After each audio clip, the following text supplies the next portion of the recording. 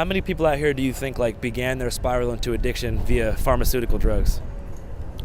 Everybody, because I would say like 90%. yeah, 90% Yeah. at least. because after she died, I stayed away from the heroin, and then when I was like 19, I started doing perks, which led to oxys, which led to, and I was working. I was an office manager at an MRI office, so like I had a job in an apartment, and then I left that job to work for the city, and it was just.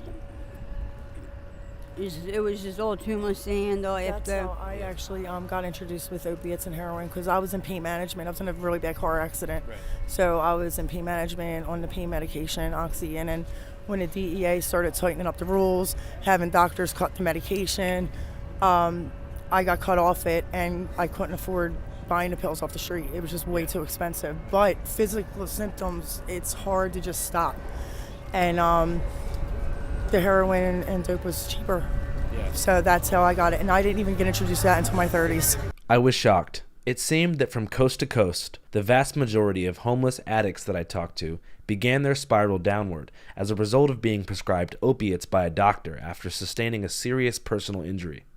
Gradually, their tolerance to prescribed drugs like Oxycontin and Percocet would build. This would lead to financial hardship, which would in turn prompt them to turn to stronger and cheaper street opiates, like fentanyl, heroin, and tranq.